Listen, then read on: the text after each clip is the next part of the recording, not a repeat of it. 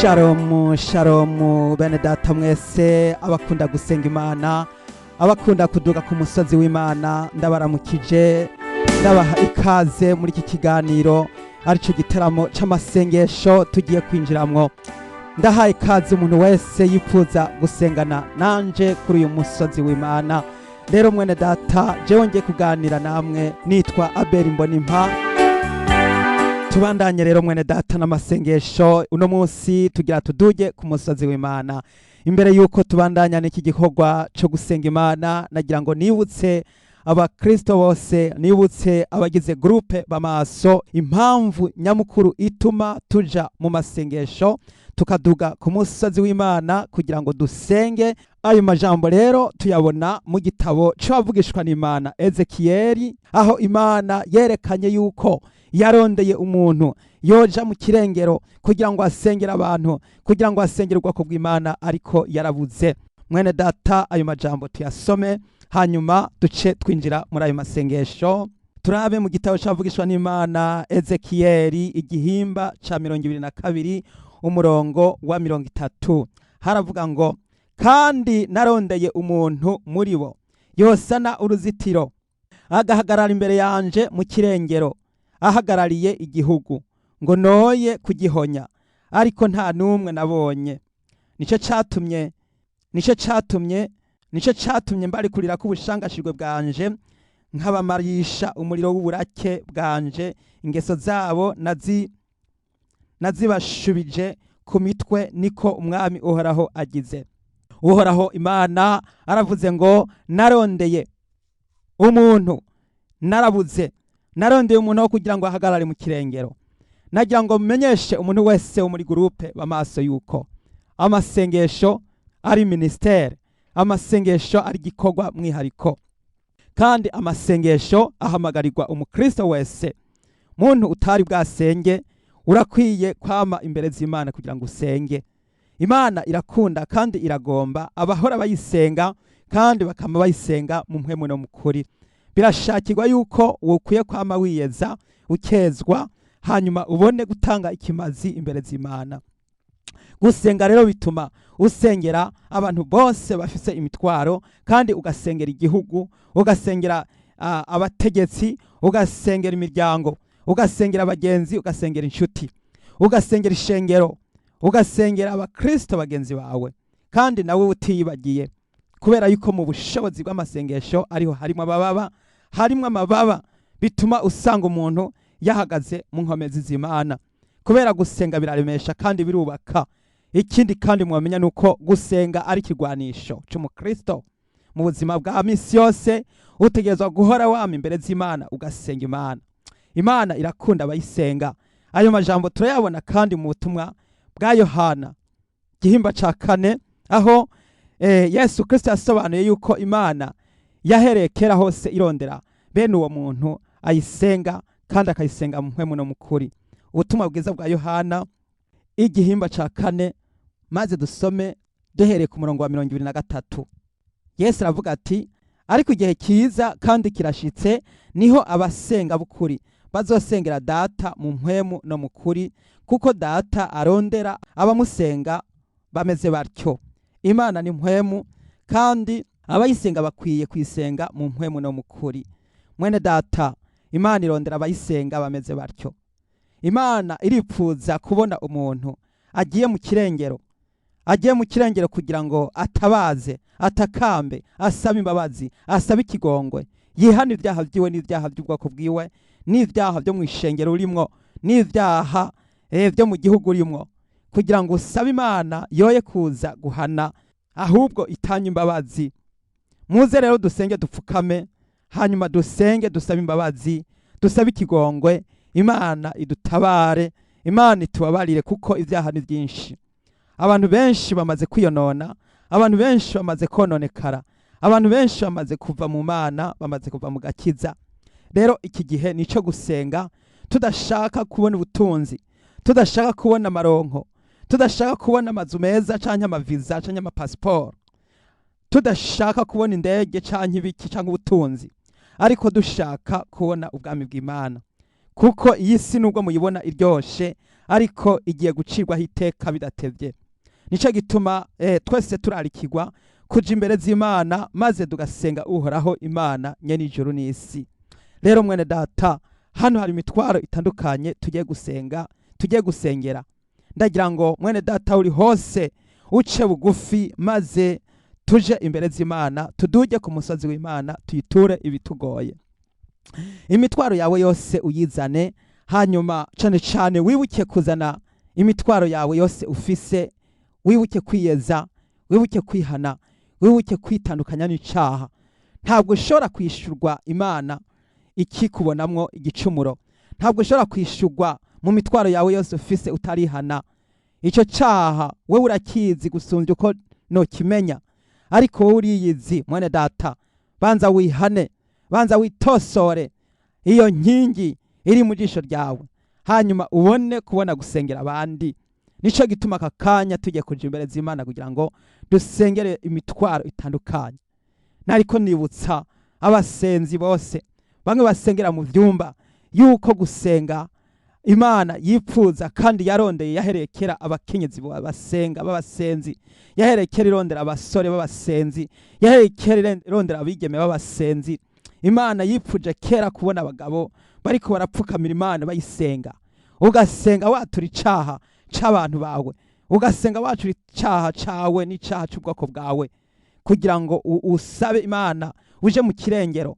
Mu yandi majambo ni kugira ngo uje hagati, ube umuhuza, ashobora kuba umuherezi wo gutabaza kugira ngo atange ibimazi maze ashikanire Imana. Ikimazi gishikanirwa Imana n'umutima umenetse, umutima ujanjaguritse, kandi Imana ntishobora kukengera. Imana ntikengera umuntu ariko ariyeza yongera yitandukanya n'icaha. Rero bene data, kaze tuje imbere z'Imana hanyuma dusenge uhoraho. Ndagira ngo ntere akanovera umusenzi, muntu wamenyereye gusenga, muntu uzibanga ryo gusenga, umenye yuko gusenga ari cyo gikorwa mu bikorwa Imana ikunda, kuko Imana irakunda umuntu w'umusenzi. Imana irakunda umuntu asengera abandi, agasabira imbabazi abandi. Nico gituma muri groupe b'amaso twamana ntaryo twibutsa bene data yuko bakwiye kwama baja mu masengesho bagasenga maze bagatakambira Imana. None rero tujye gusenga. Muri gusenga turaza gusaba kugira ngo Imana irinde abantu, ikurinde mwene data, maze nawe kugira ngo wiyeze wirinde kuvuga ibisuniswa n'impwemu. Ikindi turasengera ingorane ziri mu bubakanye, haraho usanga zidahera zigenda zigaruka. Turaza gusenga kugira ngo abantu bafise ibibazo mu ngo iwabo maze bongere gushira hamwe no guhuza, hanyuma bashore kurera abana neza. Turaza gusengera urwaruka, imisore n'inkumi, mu gihe indero y'iki gihe yononekaye, maze abasore bo mwishengero, abasore bo muri groupe b'amaso, abasore b'abakristo bongere kumenya yuko batoranijwe ko iryo gwacimana cyo kimwe n'abigeme, kugira ngo bahagarare bashikamye, bahagararire umurimo w'Imana mu buzima bwa misi yose.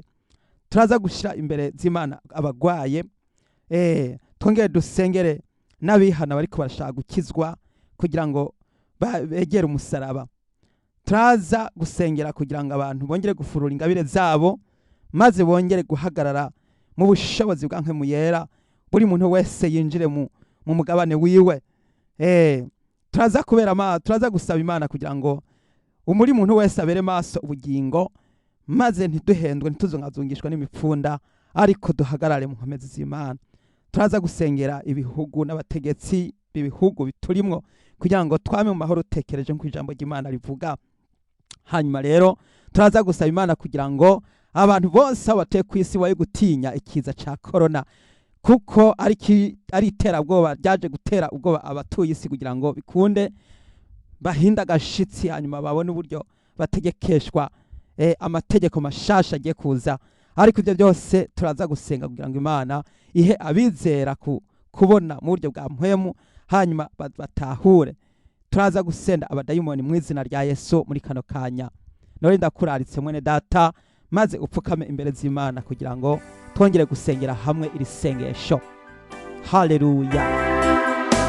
Data ugororoka, mwami w'abami, kibirengeye ca byose, data mana nzima, ndarengutse imbere zawe je umwana w'umuntu ntaco ndico ndivunda umukungugu mwami ndaje imbere zawe mwami kuri uno musozi mwami databuja wera waravuze atehe ndaramukije umuntu niyumvijwe ryanje akugura urugi rwiwe ndinjira iwe dusangire mwami wanje Yesu Kristo turakugururiye urugi Yesu Kristo turaguhaye ikaze na karibu ngwino mwami Yesu Kristo maze databuja tuganirire kuri uno musozi mwami igihe wiyerekana kuri wa musozi maze tukabona babigishwa batatu Petro na Yakobo na Andrea na Yohana na Yakobo na Yohana maze mwami bose babona Eliya na Mose maze impuzu z'umwami Yesu zihinduka ukundi baciye bavuga bati ni vyiza ko turi hano rero birakwiye ko ducura urusago rumwe rwa Mose n'rwa Eliya n'undi rwawe mwami databuja wera kuri uno musozi turagomba yuko ubwiza bwawe budukayanganira irya nino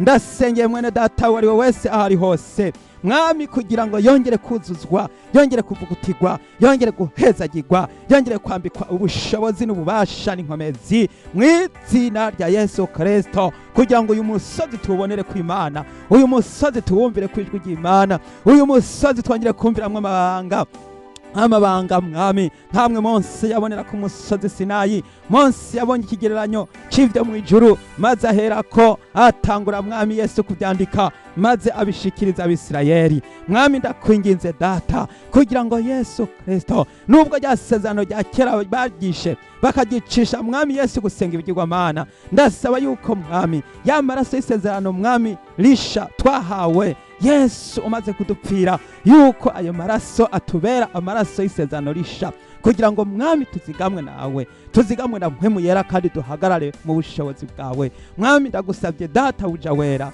kugira ngo uzigame uyu musavyikazi wawe mwami ndamusengeye ndamusabira yuko data uja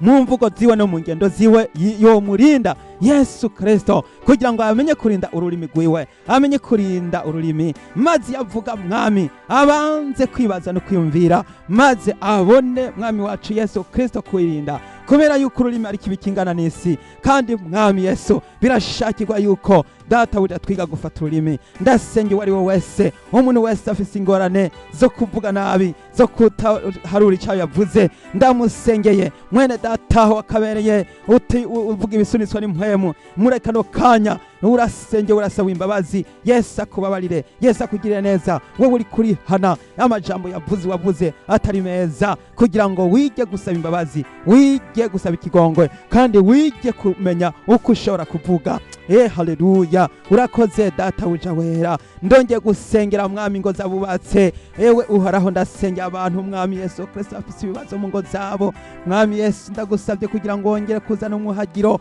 wongere kuzana ubutungane n'ubusabane hagati y'umukenyezi n'umugabo mwami Yesu Kristo bubakane Yesu Kristo bashitse amasezerano y'ibyo basezeranye mu izina rya Yesu garukana umuco mu rugo Yesu Kristo bantu mwami bitashobotse yuko bahuza bongere guhuza erega mwami barasinye erega bararahiye mwami yuko bazotandukanywa n'urupfu mwami Yesu Kristo ndasabye umugabo yoye kubriza isezerano yoye kuvunja yoye gusenya amasezerano ndasabye mwami ahubwo Yesu yongere gusubira kwitanguriro maze bitume Yesu yibuka ivyo yasezeranye maze yongere data buja kugaruka maze yongere guhagarara neza mu gikorwa wamuhaye gukora Yesu ndasengeye umukenyezi wongere kumuha kubaha no guca bugufi kugira ngo amenye inshingano z'urugo zimukwiriye n'ivyo akwiye gukora Yesu ndasengeye abagore bige kubaha bige gutinya bige kuyoboka kandi bige mwami guca bugufi imbere zawe Yesu Kristo cyo kimwe n'abagabo mwami Yesu Kristo bahe kwezwa Yesu bahe guhagarara mu nkomezi zawe bayoboke bihangane jambo ry'Imana avuga ngo hahirwa uwihanganira imugerageza kuko niyamara kurama ari hazohabwa igitsibo cy'ubugingo wera abana isumba byose ndongeye gusengera urwaruka ndasengeye imisore n'inkumi ndasengeye abakobwa bari mu bigeragezo abakobwa bari mu ngorane abakobwa ntiyakwihangana bagira ugasanga barimwe barahura n'ibibazo maze byabashikira bagaca batangura mwami kugwa ugasanga basubiye inyuma mu mitima yabo Yesu guhendwa n'ibyifuzo by'isi bikaba zinga ugasanga mwami batwawe ndasengeye umukobwa yongere gukira gukira ibintu byakuzingazinze by'ibiruhendo byo mu isi, by'imisore irimo iragukuyakuya ikwirukangako mu izina rya Yesu. Wongere kubata maze batanishwima, maze ubahunge, maze hungire kwa Yesu. Vayo,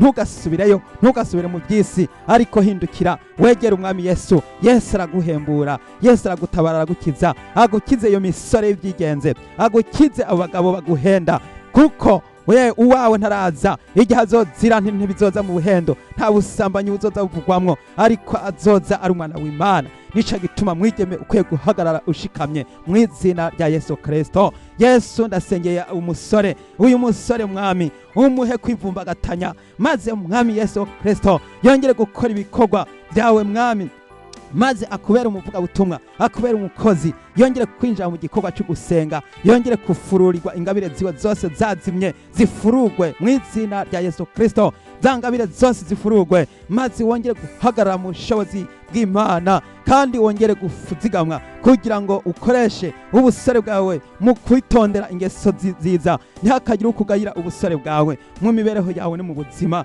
maze ukora ibyawe kugira ngo ntihagire uzoza kurinda gusaba, ariko uhabwe imigisha mu kiganza c'Imana yaguhaye, maze ukoresha amaboko Imana yaguhaye, uyakoresha ibyiza, ntuyakoresha ibibi, ntuyakoresha ubusuma, ntugasure kwiba. Jambo ry'Imana tugira ngo uwiba ntakongere kwiba, ngo ariko apfuma acumukura akoresha iwe maboko ibyiza, kugira ngo ashobore gufasha ukenye. Nico gituma mwami abasore ndongeye kubasengera, mwami wabahaye inguvu, none izi nguvu bazozibazwa nibatazikoresha. Nico gituma agomba gukora ibyiza, mwirinde gukora ibibi, ntimugasubire guhemuka, ntimugasubire kujarajara muzuragirika, ariko tumbera Yesu Kristo, tumbera Imana izo gutabara, igiye kugufasha ikuzigama ikurinde, niwayiha umutima wawe wose n'ubugingo bwawe bwose. Musore hagarara mu nkomezi mu izina rya Yesu Kristo. Urakoze Mana databuja wera, ndongeye gusengera abantu bagwaye, barembye, basinzikaye. Ndasengeye umuntu ari mu bitaro, uwo muntu ari mu bitaro ndamusengeye gukira, ndamusabiye gukira. Uyu mukenyezi arajwe ari mu bitaro agwaye abadayimoni, ndamusabiye gukira mu izina rya Yesu Kristo. Imyuka mibi sohoka, abadayimoni sohoka, impwemu mbi sohoka. Mwami Yesu, ijambo ryawe riravuga ngo musende abadayimoni, mwirukane impwemu mbi, kandi mukiza abarwaye. Mwami ndasengeye umuntu agwariye mu bitaro kandi yizera, mwami ndamusabiye gukira, ikiganza c'Imana kimubonekeko, ubwiza bw'Imana burenga cyajya ku bitanda, maze yongere kumva ijwi ry'Imana rimusohora, rimuhagurutsa, rimuvyutse, rimubwira ati kanguka, wowe usinziriye, zuka, uzuke uve mu bapfuye, Kristo arakumurikira. Mwami Yesu ndasabiye abantu bari mu maternity kugira ngo bazigame babere ikiganza ciza, baronke bagira ikiganza ciza, baronke ikibondo mwami bibaruke. Mwami w'icubahiro ndasengeye abatari bungenga, abipfuza umwana wongere kubaha ikibondo mu izina rya Yesu Kristo. Urakoze Mana data, abasenga mwese mwizeye, musenge mwizeye, kandi Imana irabumva kandi irababona, kuko Imana ikorera ku kwizera kwawe. Igihe utizeye ntibishoboka yuko uyihimbara, ntibishoboka ko uhimbara Imana, kuko nta kwizera kuba kubonekanye. Ariko yo wizere yuko iyo usenga usenge wizeye ko Imana ari iri kumwe nawe. Nico gituma twaduze kuri no musozi kugira ngo duture imitwaro yose uyizane, ntihagire n'umusigazi inyuma, yose uyiture Yesu. Yesu aravuze ngo nimuze kuri je mwese abarushe n'abaremerewe ndabaruhura. Kwa Yesu hari ubutunzi, hari byiza, hari umunezero, kuko ubugingo budashira ari ryo tunga riruta ubundi butunzi bwose bwo mw'isi. Jambo ry'Imana ravuga ngo mubanze mwitwararika ivy'ubwami bw'Imana no kugororoka, ibisigaye muzovyongerwa. Muntu ucitwararitse iby'isi gusa, iby'isi ntacyo bizokumarira, kuko abisi bagiye gupfana navyo, bagiye gushirana navyo. Ariko wewe banza witwararika ubwami bw'Imana. Yesu yiteguye kugutabara, Yesu yiteguye kugira neza. We mugabo ufise ingorane mu rugo, ndagusengeye kugira ngo utabaruke, wogorore, utsinde intambara, utsinde abansi mu izina rya Yesu. Ndahagaritse ibitero byose biza mu rugo rwawe, ndahagaritse impwemu mbi zose ziza muri urwo rugo, ndahagaritse imyuka mibi y'abadayimoni iza kuza kuderanja mu izina rya Yesu. Biragahera ntibigasubire, turahagaritse.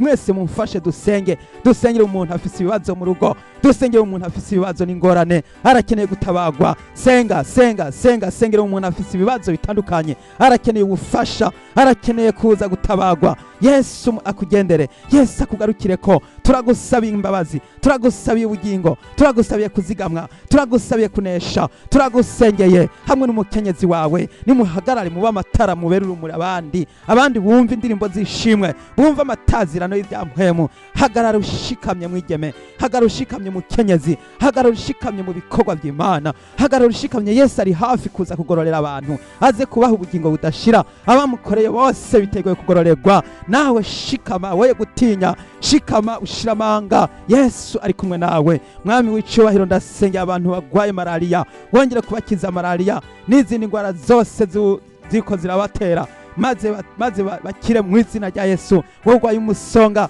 ndagusengera kugira ngo umusonga ukire mu izina rya Yesu. Wowe urwaye amaso yawe nahumuke, nakire mu izina rya Yesu Kristo wa Nazareti. Muntu ufise ibibazo bitandukanye by'indwara zose, muntu urwaye diabete, kira diabete mu izina rya Yesu. Igisukari ndagihagaritse mu bugingo bwawe. Wesenga wizeye, usaba Imana igutabare, gukure kuwo musozi mu izina rya Yesu Kristo. Ndasengeye umuntu arwaye hepatite B, yongere gukira mu izina rya Yesu. Iyo ngwara hepatite isohoke, igende mu izina rya Yesu Kristo. Ndasengeye umurwayi wa sida, yakijijwe ariko akaba kiguma agwaye. Iyo ngwara ndayitaramuje kubera yuko wihanye. Yesu arakukijije, Yesu araguhaye intsinzi kuri iyo ngwara mu izina rya Yesu. Wongere gusubirana ubuzima usanzwe mu izina rya Yesu. Ingwara zarizo zose abagwaye, mwongere gusenga Imana, Imana ibatabare. Ndasengeye umwigeme, Mwami wongere kumuha gutabaruka, umukize.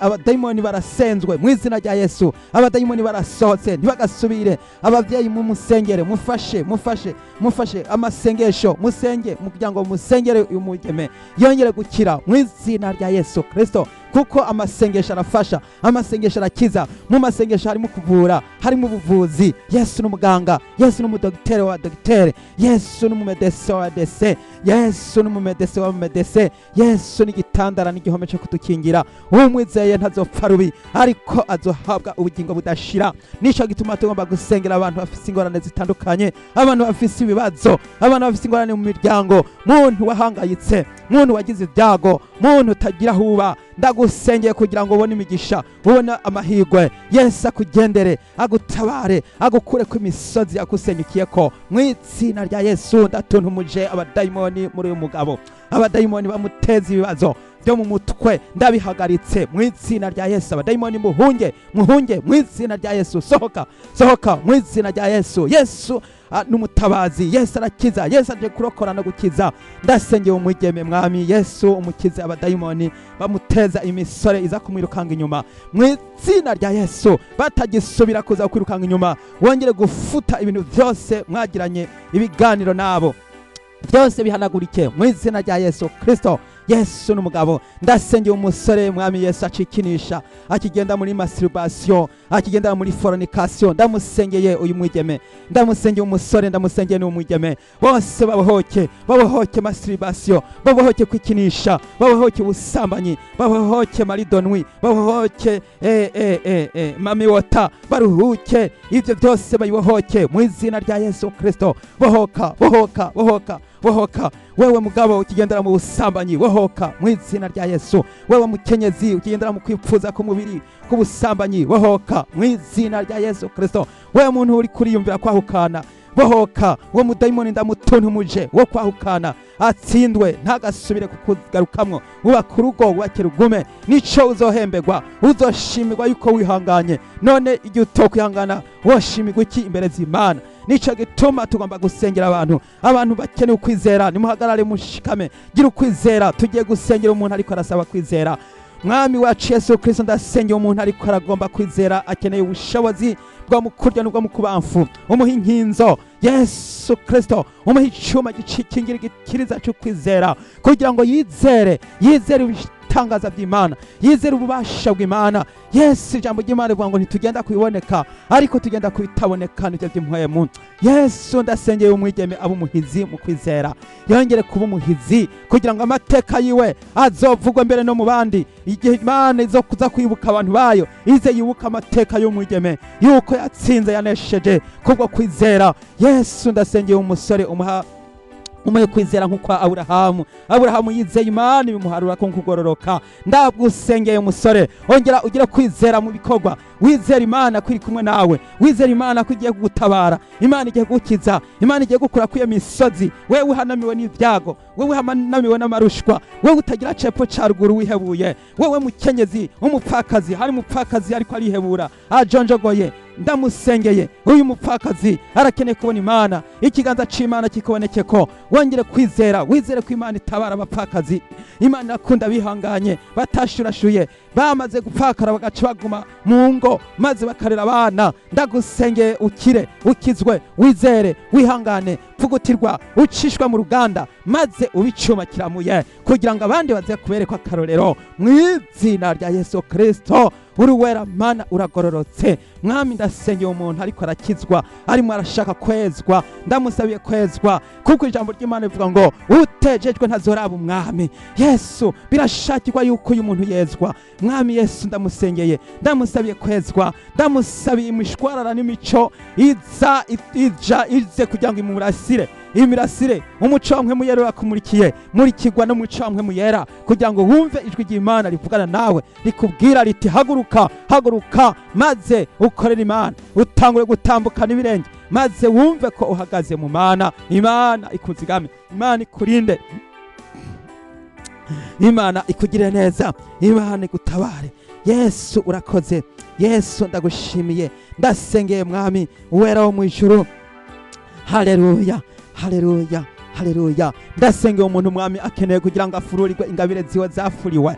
Yesu Kristo aripfuza kuyoboka, aripfuza kuvugishwa, aripfuza kubitangaza byongera mwami Yesu Kristo kuba opere mu buzima bwiwe, maze operasiyo zimigisha mwe muyarangire kuza yumve ingabire zifururwa. Erega mwami hari ingabire ishengero ryabuze, ishengero ryarakenye, rirabuze, rirashonje, riragadutse, riranyotewe. Abantu mwami basigaye bitwara uko bagahomvye kubera yuko atakwerekwa no guhishurirwa kukirimo. N'ababikorewe n'abahawe izo ngabire barabagwanya bagashica babiyamiriza ngo wowe ngo byabikora avuga ngo yabiguwe nande, ngo izo n'inzozi zisanzwe. Mwami Yesu, ndasengeye abantu bari barahawe ingabire zo kwerekwa zikaba zarazimye, nizifurugwe mu izina rya Yesu. Ingabire zawe zirafuruwe, furura ingabire zose kandi ntimukazimye mpwemu yabashiriweho kuba ikimenyetso cyo gucungurwa gushika ku munsi w'amateka. Nico gituma Yesu agiye kuza, kandi ingabire wahawe ugomba kuzikoresha. Itarantu wahawe genda uzicuruze.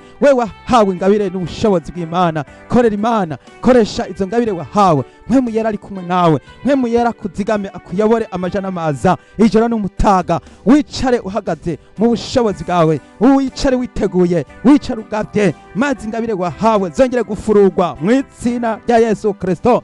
Databuja wera, wongere kuzigama uyu musavyi wawe, wongere kuzigama mwami inshoreke yawe, wongere kuzigama mwami uyu muntu kugira ngo ingabire databuja wari waramwandikiye mwami Yesu zigaruke, ingabire zigaruke, mpwemu yera agaruke muri we mu izina rya Yesu Kristo. Haleluya. Databuja wera, urakoze Mana, urakoze gitandara. Mwami turasengeye mwami abantu basigaye bagendana ubwoba burabateye, ubwoba bwaraje. Shetani yarabivye imbuto y'ubwoba, Shetani yarabivye imbuto y'ubwoba. Ubwoba bumaze gutera abantu n'abari mu bihugu byose kw'isi yose. Isi yose imaze kuzira ubwoba kubera korona. Ndahagaritse ubwoba bwa korona, ndahagaritse gutinya iki kiza, kuko ikiza mwami ari igitero cavuye kuzimu kugira ngo kize kugerageza abantu ngo barabe ukwizera kwabo, kugira ngo basuzumwe. Yesu Kristo, ndasabye ngo abakijijwe bongere kudoma ku kimenyetso c'Imana mu ruhanga, kugira ngo bicare biteguye ku inzamba y'akabanga igiye kuvuga. Ndasabye mwami Yesu, umuntu wese ari muri groupe w'amaso yicare yiteguye, yicara agavye ijoro n'umutaga, twame tugavye, dusenga, twiyeza, twitunganya, kuko igihe cyo kuza ku mwana w'umuntu kiri hafi kandi kigiye gushika. Hahirwa biteguye maze bakamesa impuzu zabo, bakambara impuzu zabo ntibagenda amenya. Ndasengeye mwami Yesu Kristo, abana b'Imana aho bari hose bagende mu nkomezi, bahagarare mu nkomezi, abasenzi basenge, abavugishwa bavugishwe n'Imana, aberekwa n'Imana, abahishurirwa n'Imana mu izina rya Yesu Kristo.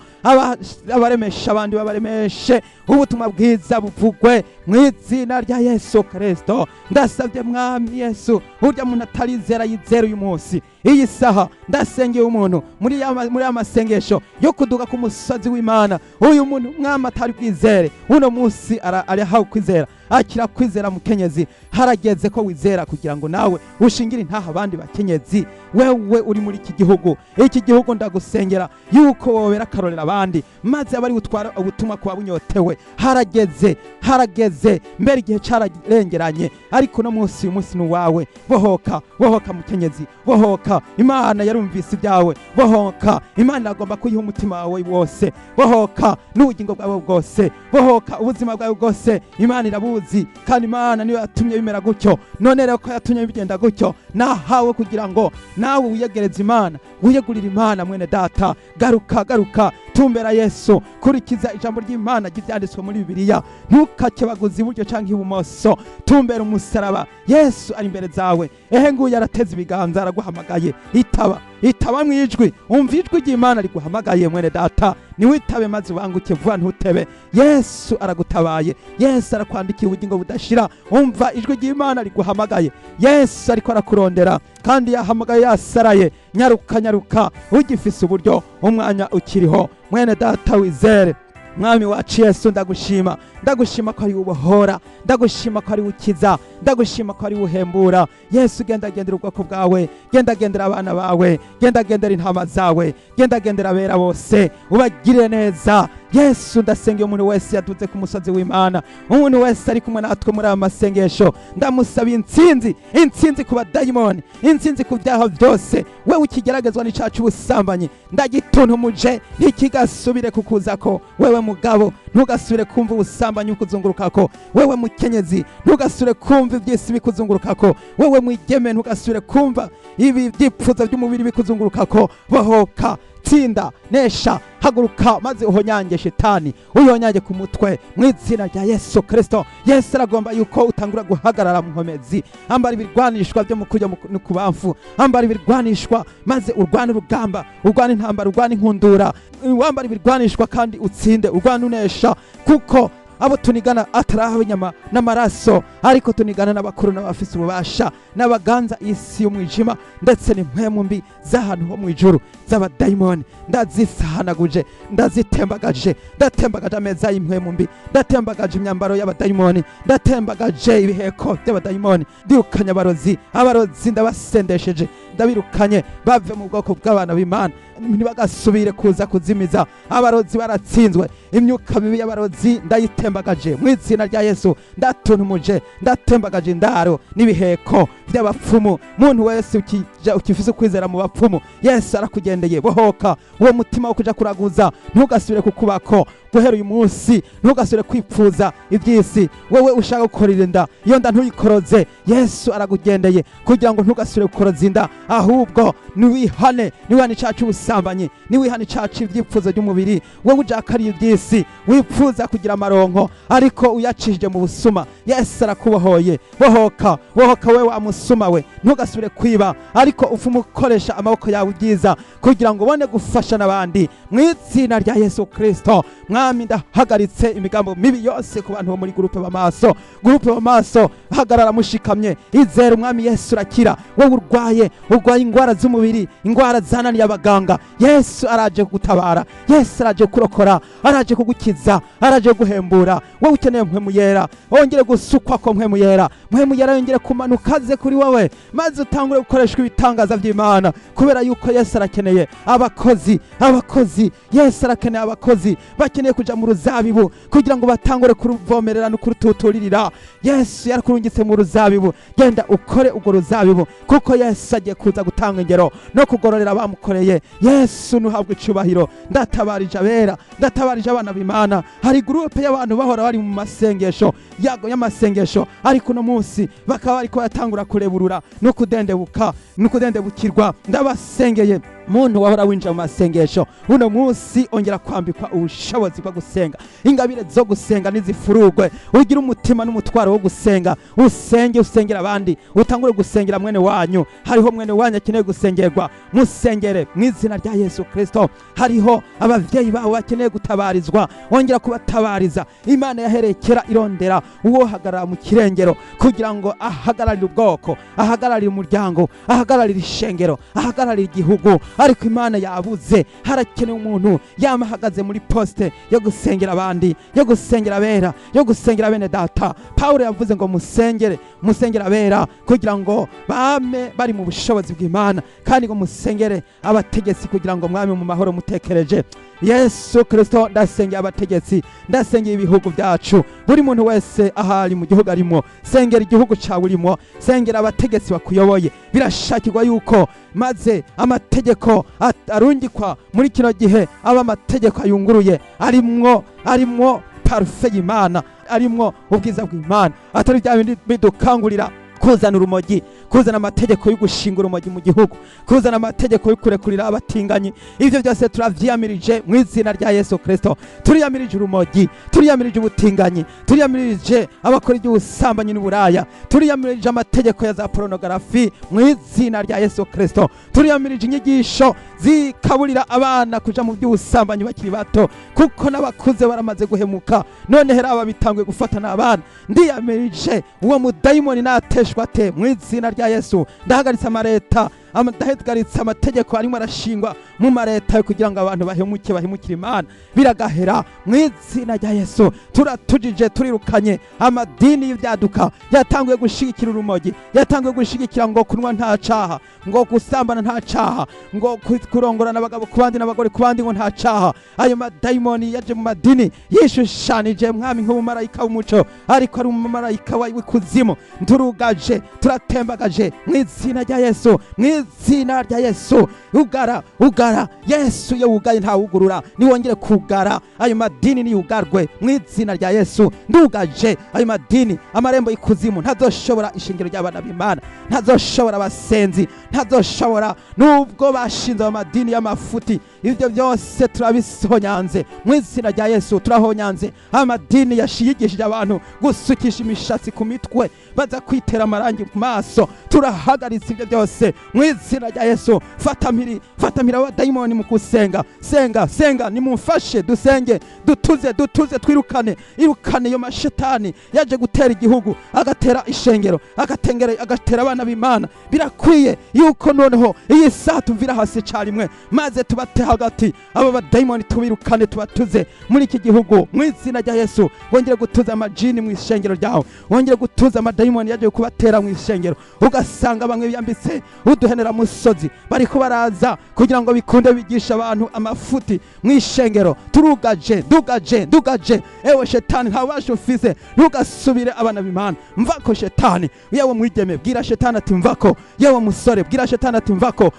Hunga mu izina rya Yesu. Irukana imyuka mibi, irukana amashetani, irukana imizimu n'amahembe, irukana abantu bakigendera mu by'isi bariko barazimira bazimagirika batazi iyo baja. Turagomba gusenga bene data, kutuje kuri uyu musozi. Umusozi n'umusozi wo kubona Imana, n'umusozi wo kuyagana Imana. None kubera iki tugoma tuziguriza ibintu by'amafuti, tugoma tuziguriza ivyo byose? Tubizane tubiturire kuri uyu musozi, maze tuve kuri uyu musozi twejejwe, tuve kuri uyu musozi. Muntu sengera abantu bahuturuka, bahusengera mu ishengero wawe, usanga yuko bitwara uko bayishakiye.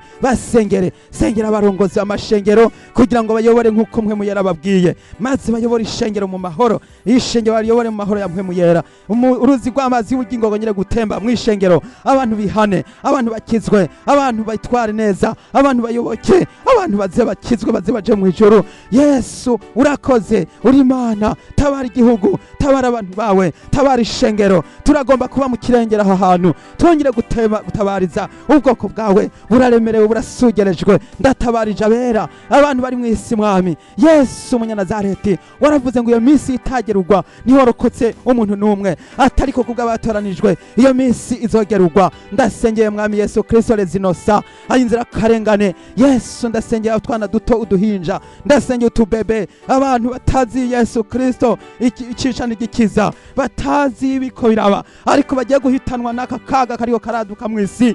Yesu tabara mwami abana bawe, ubarokore, ubazane mu bwami bwo mwijuru, ubatahurukane wawe Yesu. Zana inganji yawe mw'isi mwami Yesu, maze tubone ubwami bwawe twinezerwe. Yesu urakoze kubikoze, urakoze kuzanya ingoma ya Mesiya, urakoze ko Mesiya uje kwima ingoma yawe Yesu. Haleluya, turaguhaye kaze, kaze Yesu, kaze mu mitima yacu, kaze mw'isi yawe waremye, kaze turagutegereje, kaze mwami turaguhaye kaze Yesu, ngwino twibanire ubuziraherezo. Urakoze mwami kubikoze, izina ryawe niryubahe kandi rihimbazwe. Nanje ndavyakiriye nshima kandi nkenguruka mu izina rya Yesu Kristo umwami wacu, amen, amen. Mwene data wifuza gutura umutwaro kugira ngo wature maze wemangire Kristo, kugira ngo usabe amasengesho mwihariko, udushikire kuri telefone kugira ngo tugufashe kuri ibi biharuro bya WhatsApp bikurikira. Utanguza igiharuro kimwe, hanyuma 819 ubusa ubusa indwi. Igiharuro kimwe 819 ubusa ubusa indwi. Mwese Yesu abahezagire. Shalom, shalom.